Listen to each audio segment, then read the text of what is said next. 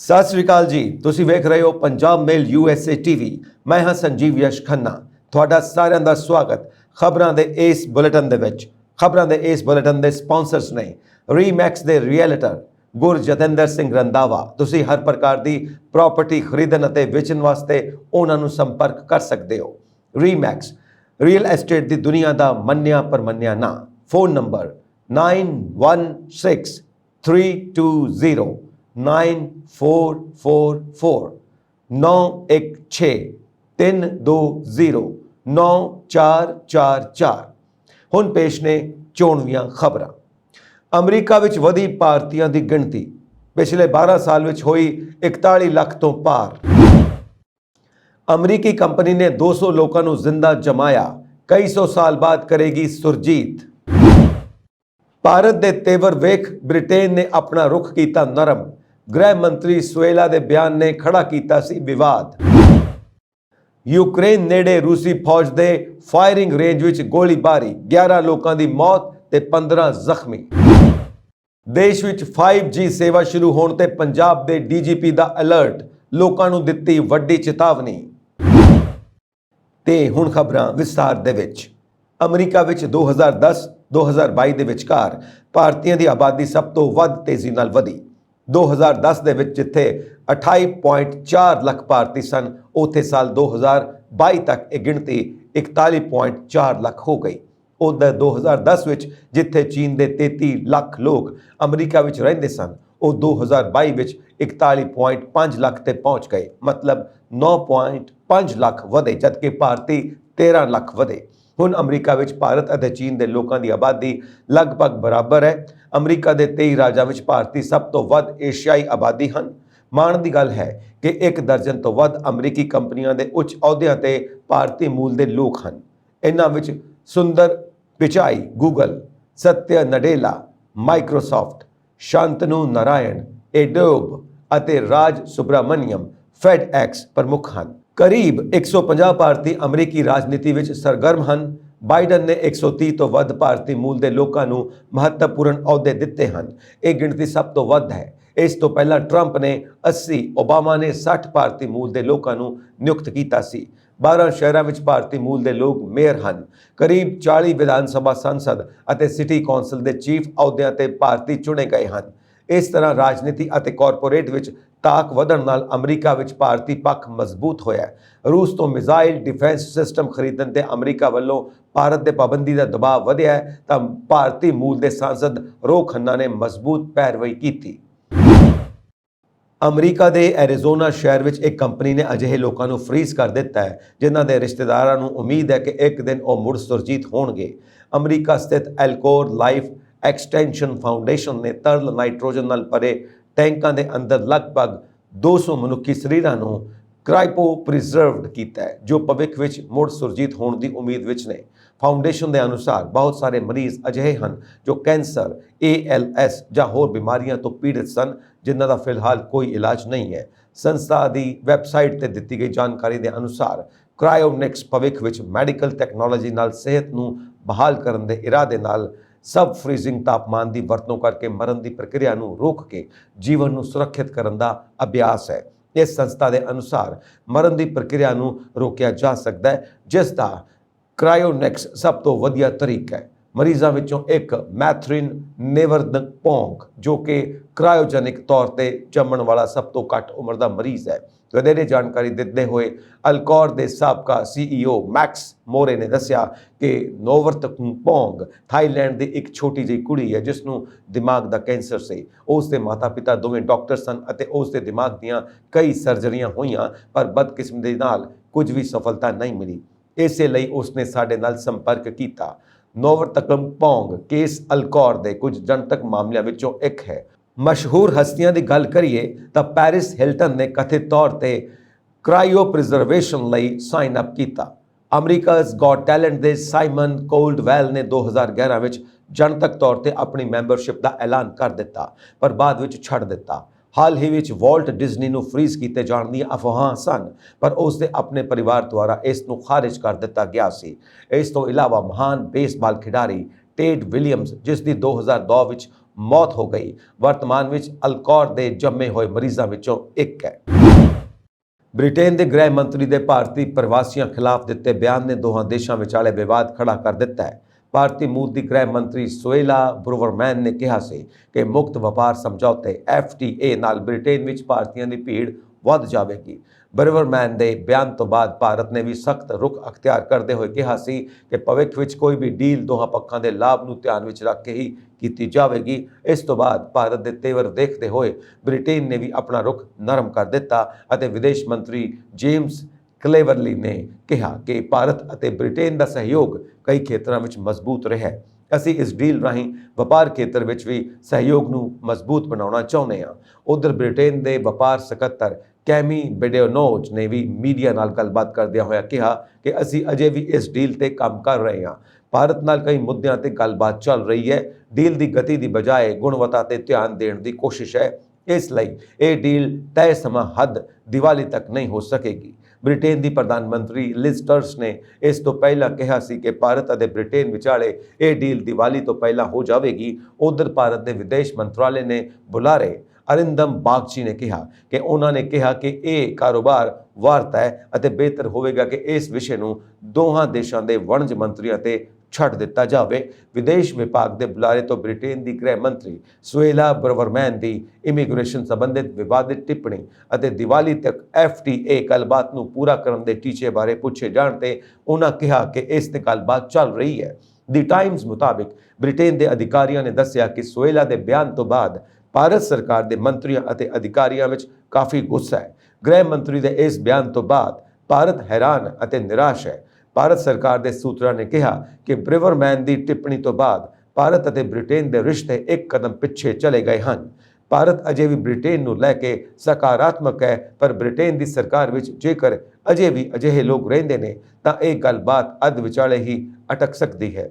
Trade deal ਤੋਂ ਜਾਣਕਾਰ ਲੋਕਾਂ ਦਾ ਕਹਿਣਾ ਹੈ ਕਿ ਭਾਰਤ ਬ੍ਰਿਟੇਨ ਤੋਂ ਅੱਧਾ ਅਰਬ ਪੌਂਡ ਵਾਪਸ ਲੈਣ ਦੀ ਮੰਗ ਕਰ ਰਿਹਾ ਹੈ। ਇਹ ਰਕਮ ਭਾਰਤੀ ਕਾਮਿਆਂ ਨੇ ਬ੍ਰਿਟੇਨ ਦੀ ਸਮਾਜਿਕ ਸੁਰੱਖਿਆ ਪ੍ਰਣਾਲੀ ਲਈ ਅਦਾ ਕੀਤੀ ਹੈ। ਇਸ ਡੀਲ ਦੀ ਮਦਦ ਨਾਲ ਬ੍ਰਿਟੇਨ ਦੀ ਪ੍ਰਧਾਨ ਮੰਤਰੀ ਲਿਜ਼ ਟਰਸ ਬ੍ਰਿਟੇਨ ਦੀ ਅਰਥ ਵਿਵਸਥਾ ਨੂੰ ਮੁੜ ਲਈ ਤੇ ਲਿਆਉਣਾ ਚਾਹੁੰਦੀ ਹੈ। ਉੱਥੇ ਹੀ ਭਾਰਤ ਇਸ ਡੀਲ ਨਾਲ ਆਪਣੇ ਕਾਮਿਆਂ ਅਤੇ ਪੜ੍ਹਨ ਜਾਣ ਵਾਲੇ ਵਿਦਿਆਰਥੀਆਂ ਲਈ ਵੀਜ਼ੇ ਵਿੱਚ ਰਿਆਇਤ ਦੀ ਮੰਗ ਕਰ ਰਿਹਾ ਹੈ। ਇਸ ਡੀਲ ਦੀ ਮਦਦ 2030 ਤੱਕ ਦੋਵਾਂ ਦੇਸ਼ਾਂ ਵਿਚਾਲੇ ਦੁਅੱਲਾ ਵਪਾਰ ਦੁੱਗਣਾ ਹੋਣ ਦੀ ਉਮੀਦ ਹੈ।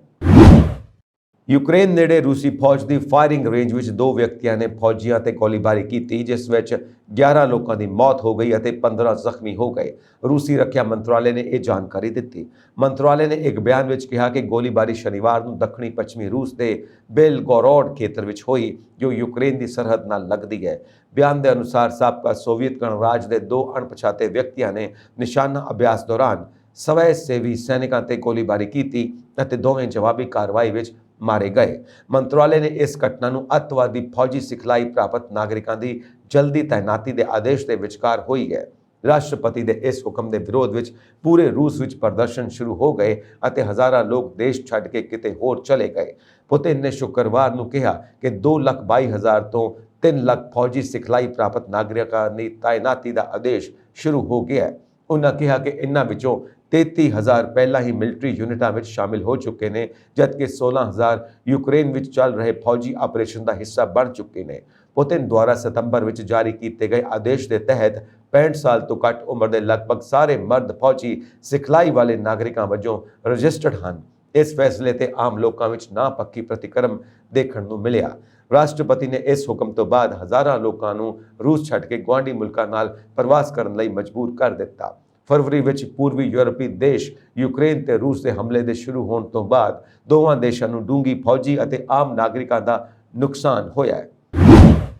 ਪੰਜਾਬ ਪੁਲਿਸ ਨੇ ਸੂਬੇ ਦੀ ਜਨਤਾ ਨੂੰ 5G ਸਾਈਬਰ ਸਕੈਮ ਸੰਬੰਧੀ ਅਲਰਟਸ ਰਹਿਣ ਲਈ ਕਿਹਾ ਹੈ। ਦੇਸ਼ ਵਿੱਚ ਹੁਣੇ ਜਿਹੇ 5G ਸੇਵਾ ਸ਼ੁਰੂ ਕੀਤੀ ਗਈ ਹੈ, ਉਸ ਤੋਂ ਬਾਅਦ 5G ਸਾਈਬਰ ਸਕੈਮ ਸਾਹਮਣੇ ਆ ਰਿਹਾ ਹੈ, ਜਿਸ ਦੇ ਮੱਦੇਨਜ਼ਰ ਪੰਜਾਬ ਦੇ DGP ਗੌਰਵ ਯਾਦਵ ਨੇ ਸੂਬੇ ਦੇ ਸਾਰੇ ਪੁਲਿਸ ਅਧਿਕਾਰੀਆਂ ਨੂੰ ਇਸ ਸੰਬੰਧੀ ਜਨਤਾ ਨੂੰ ਜਾਗਰੂਕ ਕਰਨ ਲਈ ਕਿਹਾ ਹੈ। ਪੰਜਾਬ ਪੁਲਿਸ ਨੇ ਜਨਤਾ ਨੂੰ ਕਿਹਾ ਕਿ ਉਹਨਾਂ ਨੂੰ ਮੋਬਾਈਲ ਫੋਨ ਤੇ ਕੁਝ ਅਜਿਹੀਆਂ ਕਾਲਸ ਆ ਸਕਦੀਆਂ ਨੇ ਜਿਨ੍ਹਾਂ ਵਿੱਚ ਸਕੈਮ ਕਰਨ ਵਾਲੇ ਉਹਨਾਂ ਨੂੰ 4G ਸਿਮ ਨੂੰ 5G ਸਿਮ ਵਿੱਚ ਬਦਲਣ ਲਈ ਕਹਿ ਸਕਦੇ ਨੇ।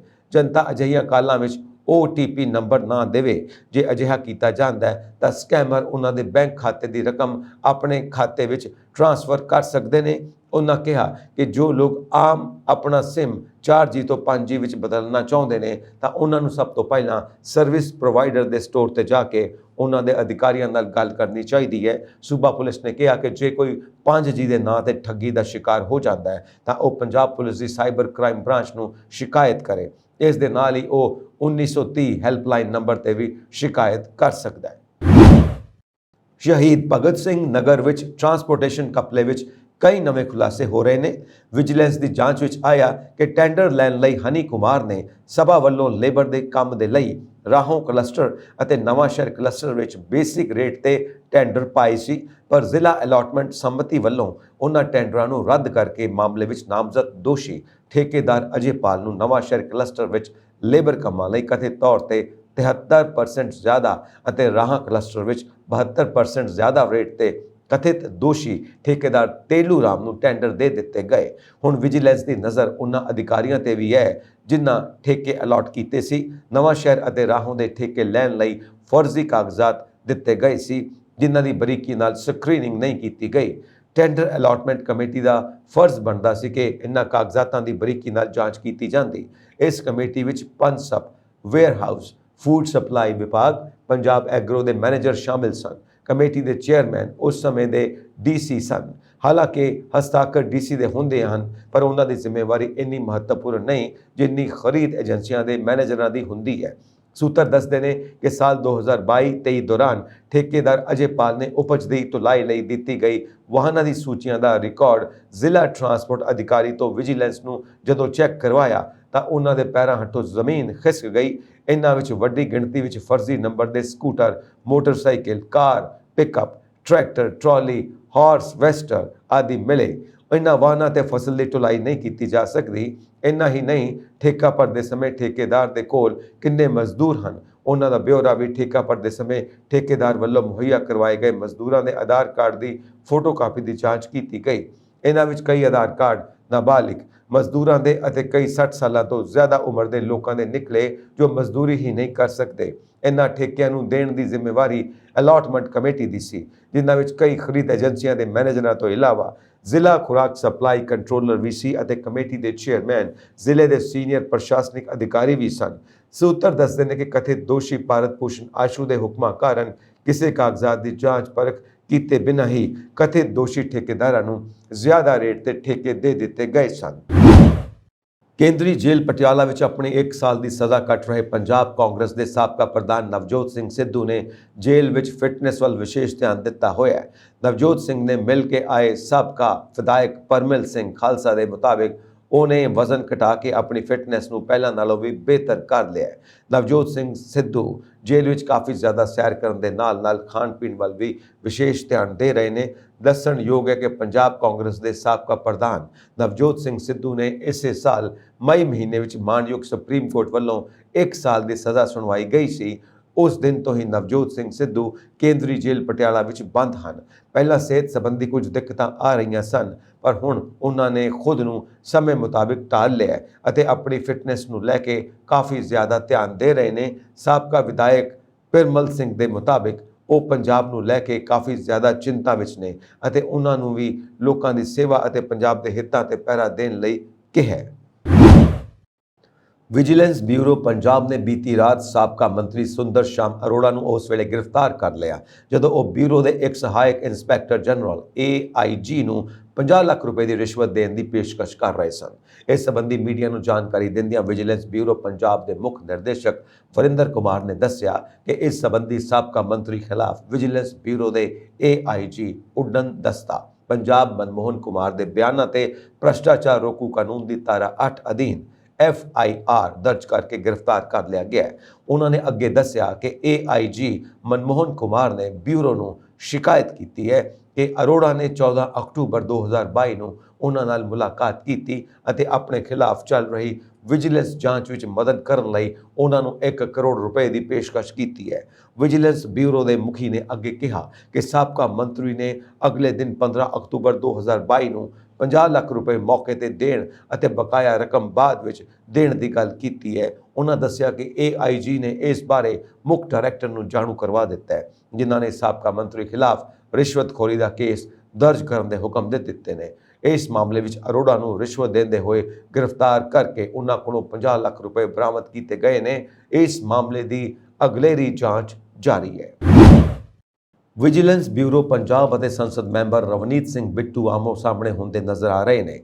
ਪਹਿਲਾਂ ਰਵਨੀਤ ਸਿੰਘ ਬਿੱਟੂ ਨੇ ਆਪਣੇ ਸੋਸ਼ਲ ਮੀਡੀਆ ਪੇਜ ਤੇ ਲਾਈਵ ਹੋ ਕੇ ਵਿਜੀਲੈਂਸ ਵਿਭਾਗ ਨੂੰ ਧਮਕੀ ਭਰੇ ਲਹਿਜੇ ਵਿੱਚ ਕਿਹਾ ਕਿ ਸਰਕਾਰਾਂ ਤਾਂ ਆਉਂਦੀਆਂ ਜਾਂਦੀਆਂ ਰਹਿੰਦੀਆਂ ਨੇ, ਪਰ ਅਫਸਰ ਇੱਥੇ ਹੀ ਰਹਿੰਦੇ ਨੇ ਅਤੇ ਉਹਨਾਂ ਨੂੰ ਕਾਨੂੰਨ ਦੇ ਦਾਇਰੇ ਵਿੱਚ ਰਹਿ ਕੇ ਕੰਮ ਕਰਨਾ ਚਾਹੀਦਾ ਹੈ। ਉਹਨਾਂ ਨੇ ਵਿਜੀਲੈਂਸ ਵਿਭਾਗ ਤੇ ਕਈ ਗੰਭੀਰ ਦੋਸ਼ ਵੀ ਲਾਏ ਨੇ, ਜਿਸ ਤੋਂ ਬਾਅਦ ਵਿਜੀਲੈਂਸ ਵੀ ਹੁਣ ਰਵਨੀਤ ਬਿੱਟੂ ਤੇ ਸ਼ਿਕੰਜਾ ਕੱਸਣ ਦੀ ਤਿਆਰੀ ਵਿੱਚ ਹੈ। ਜਿੱਥੇ SSP ਵਿਜੀਲੈਂਸ ਵੱਲੋਂ ਮਾਣਹਾਨੀ ਦੀ ਪਟੀਸ਼ਨ ਦਾਇਰ ਕਰਨ ਦੀ ਗੱਲ ਕਹੀ ਗਈ ਸੀ, ਉੱਥੇ ਉਹਨਾਂ ਨੇ ਪੁਲਿਸ ਕਮਿਸ਼ਨਰ ਡਾਕਟਰ ਕੋਸਬੂਤ ਸ਼ਰਮਾ ਨੂੰ ਪੱਤਰ ਲਿਖ ਕੇ ਰਿਮਾਈਂਡਰ ਭੇਜਿਆ ਕਿ ਉਹਨਾਂ ਦੀ ਵਿਜੀਲੈਂਸ ਟੀਮ ਦੇ ਨਾਲ ਕੋਈ ਬਦਸਲੂਕੀ ਅਤੇ ਡਿਊਟੀ ਵਿੱਚ ਰੁਕਾਵਟ ਪਾਉਣ ਦੇ ਦੋਸ਼ ਵਿੱਚ ਬਿੱਟੂ ਖਿਲਾਫ ਦਿੱਤੀ ਸ਼ਿਕਾਇਤ ਤੇ ਕਾਰਵਾਈ ਕਰਕੇ ਬਿੱਟੂ ਤੇ ਕੇਸ ਦਰਜ ਕਰਨ।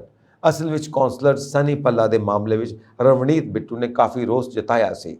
ਉਹਨਾਂ ਦਾ ਦੋਸ਼ ਸੀ ਕਿ ਜਾਣਬੁੱਝ ਕੇ ਵਿਜੀਲੈਂਸ ਬਿਨਾਂ ਕਾਰਨ ਆਸ਼ੂ ਦੇ ਕਰੀਬੀਆਂ, ਕਾਂਗਰਸੀ ਵਰਕਰਾਂ ਅਤੇ ਕੌਂਸਲਰਾਂ ਨੂੰ ਪਰੇਸ਼ਾਨ ਕਰ ਰਹੀ ਹੈ। ਆਸ਼ੂ ਦੀ ਗ੍ਰਿਫਤਾਰੀ ਤੋਂ ਬਾਅਦ ਕੋਈ ਸਿਆਸੀ ਲਾਭ ਨਹੀਂ ਮਿਲਿਆ ਤਾਂ ਹੁਣ ਕਾਂਗਰਸੀ ਵਰਕਰਾਂ ਅਤੇ ਕੌਂਸਲਰਾਂ ਤੇ ਦਬਾਅ ਪਾਇਆ ਜਾ ਰਿਹਾ ਹੈ। ਸਰਕਾਰ ਦੇ ਕਹਿਣ ਤੇ ਵਿਜੀਲੈਂਸ ਸ਼ਹਿਰ ਦੇ ਲੋਕਾਂ ਨੂੰ ਹੀ ਨਿਸ਼ਾਨਾ ਬਣਾ ਰਹੀ ਹੈ। ਇਸ ਤੋਂ ਇਲਾਵਾ ਬਿੱਟੂ ਨੇ ਇਹ ਵੀ ਦੋਸ਼ ਲਾਇਆ ਕਿ ਵਿਜੀਲੈਂਸ ਨੇ ਉਗਰਾਹੀ ਦੀ ਦੁਕਾਨ ਖੋਲ੍ਹ ਰੱਖੀ ਹੈ।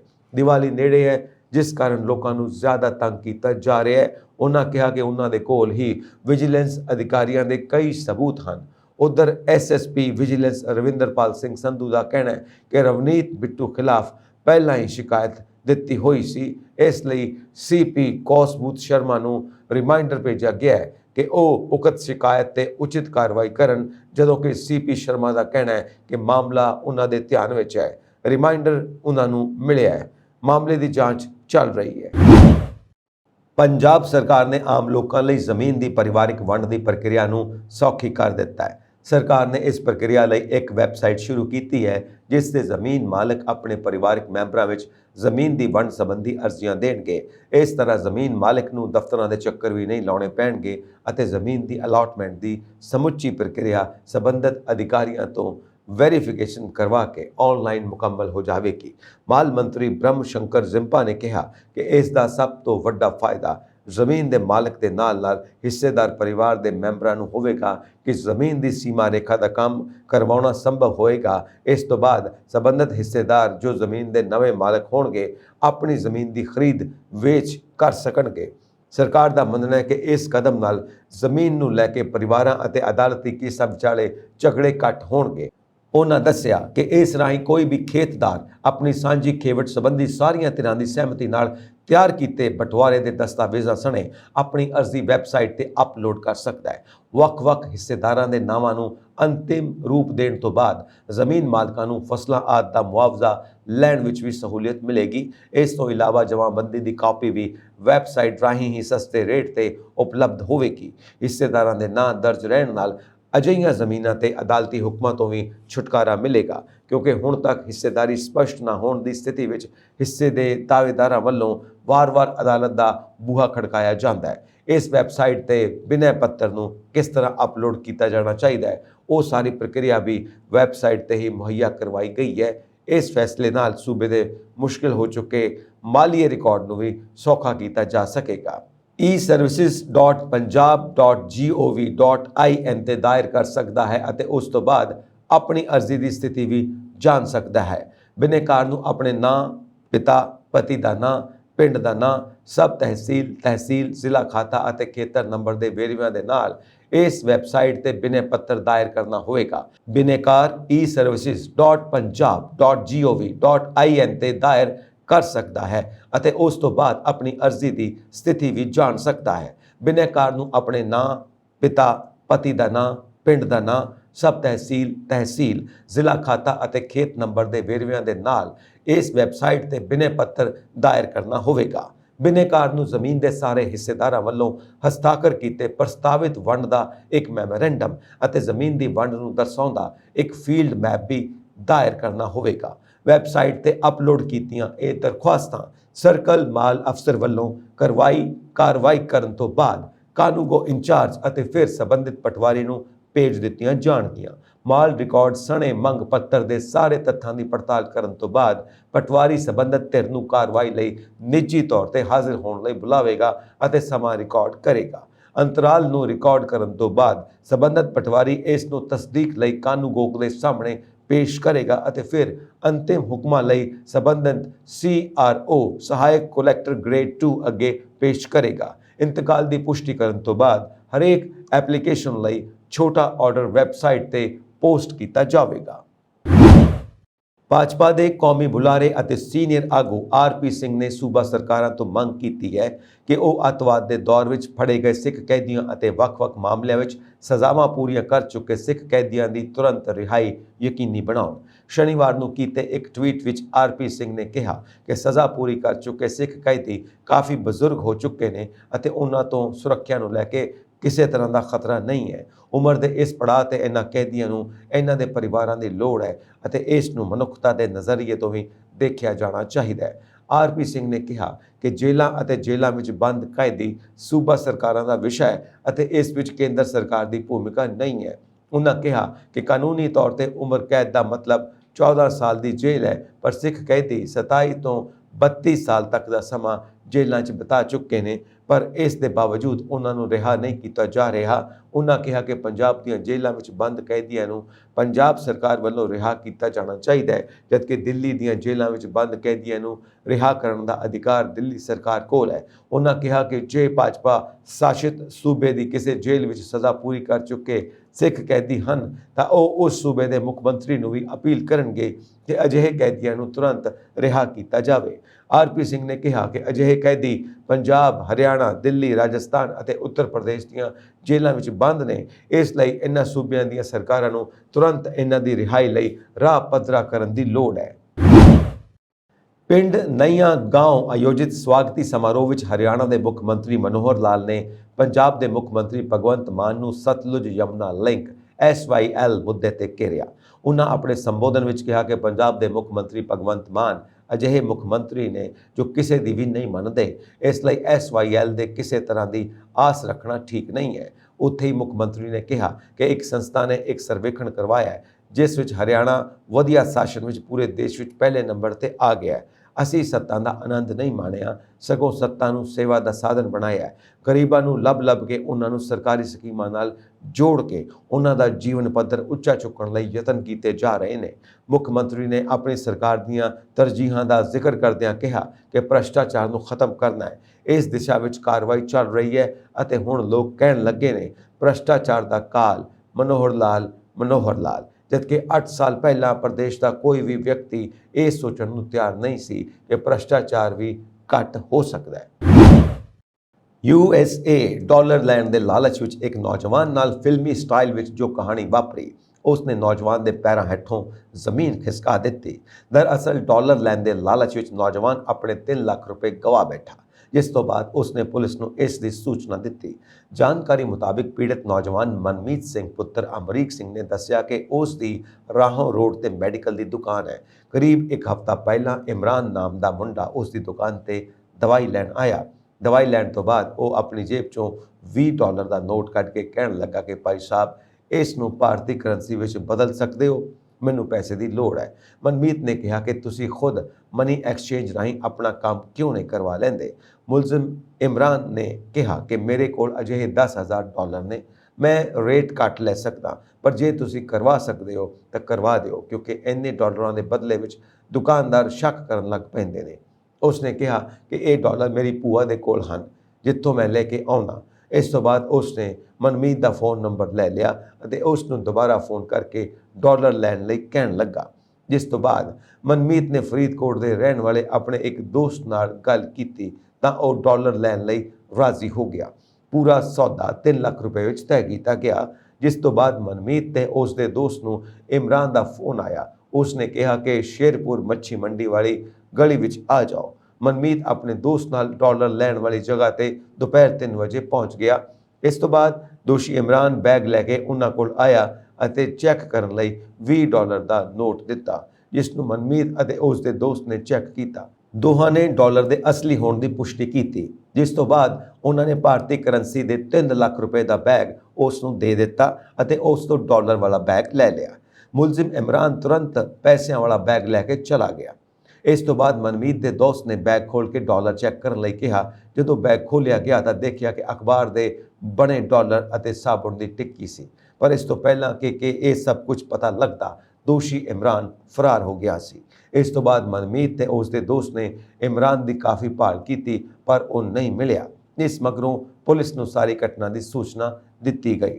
ਫਿਲਹਾਲ ਪੁਲਿਸ ਵੱਲੋਂ CCTV ਫੁਟੇਜ ਦੀ ਜਾਂਚ ਕੀਤੀ ਜਾ ਰਹੀ ਹੈ। ਥਾਣਾ ਮੁਖੀ ਇੰਸਪੈਕਟਰ ਸੰਜੀਵ ਕਪੂਰ ਦਾ ਕਹਿਣਾ ਹੈ ਕਿ ਠੱਗਾਂ ਵੱਲੋਂ ਠੱਗੀ ਮਾਰਨ ਦੀ ਵਿਉਂਤਬੰਦੀ ਯੋਜਨਾਬੱਧ ਤਰੀਕੇ ਨਾਲ ਕੀਤੀ ਗਈ ਹੈ, ਜਿਸ ਸੰਬੰਧੀ ਸਾਰੇ ਪਹਿਲੂਆਂ ਦੀ ਗੰਭੀਰਤਾ ਨਾਲ ਜਾਂਚ ਕੀਤੀ ਜਾ ਰਹੀ ਹੈ। ਜਾਂਚ ਤੋਂ ਬਾਅਦ ਹੀ ਕੁਝ ਕਿਹਾ ਜਾ ਸਕਦਾ ਹੈ। ਇਹ ਸਨ ਅੱਜ ਦੀਆਂ ਮੁੱਖ ਖਬਰਾਂ। ਹੋਰ ਅਪਡੇਟਸ ਦੇ ਲਈ ਵੇਖਦੇ ਰਹੋ ਪੰਜਾਬ ਮੇਲ USA TV। ਸਬਸਕ੍ਰਾਈਬ ਕਰੋ ਪੰਜਾਬ ਮੇਲ USA TV। ਸਤਿ ਸ਼੍ਰੀ ਅਕਾਲ ਜੀ।